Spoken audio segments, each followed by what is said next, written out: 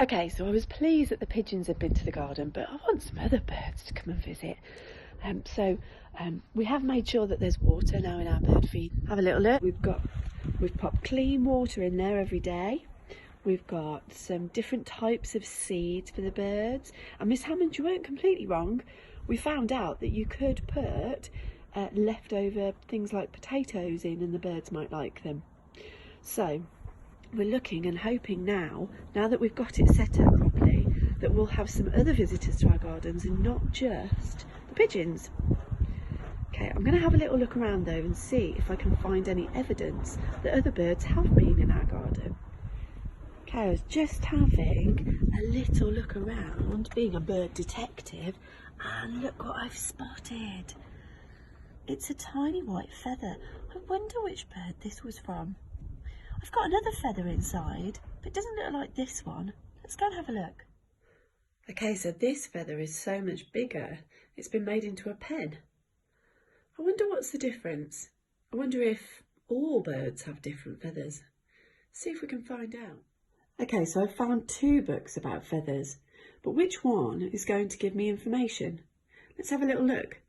So this one has a title, The Feather, and it's got a picture, an illustration of a girl with a feather in her hand. If we have a little look at the blurb, it talks about a little girl called Paula who finds a feather when she's out for a walk. I think this is a story, look. Okay, what we need is a non-fiction book. Let's have a look at this one. Feathers Not Just for Flying. And although they've got illustrations on the front, I think this is a non-fiction text. It's just a little bit different. And it's by a lady called Melissa Stewart with some illustrations by Sarah S. Brannan. Should we have a look? Can you see that even though this information text looks a little bit different from the ones we've seen before, it still has subheadings.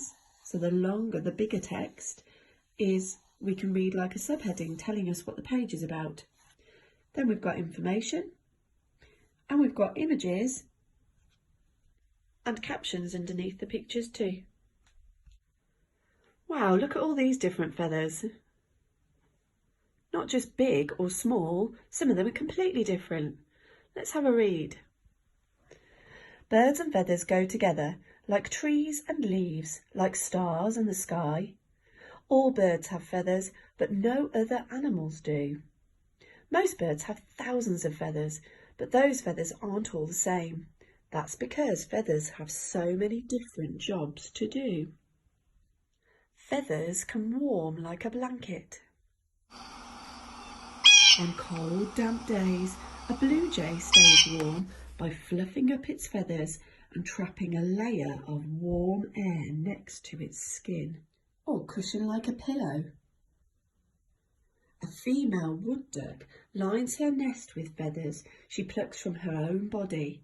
These feathers cushion the duck's eggs and keep them warm. Think about what we've read so far.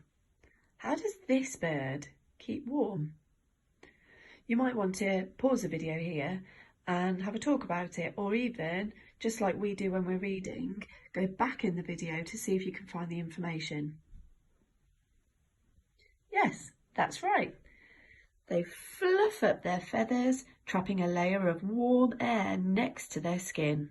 Well done. Feathers can shade out the sun like an umbrella.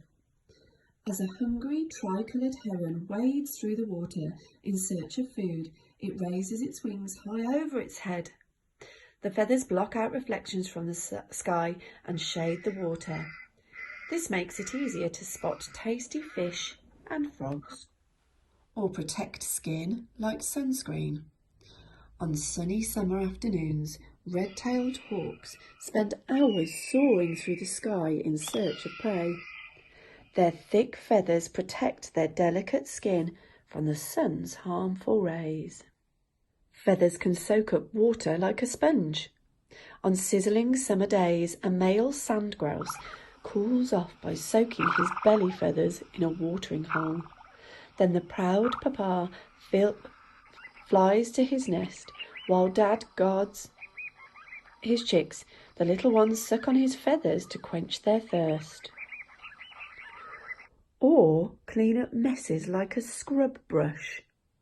An American bittern always cleans up after it eats. Its feathers have brittle tips that crumble into dusty powder.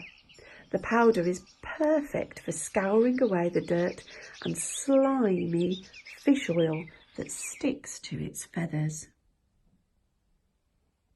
Or hide a bird from predators like camouflage clothing. A female cardinal's dull greyish tan body and feathers blend in with her forest home.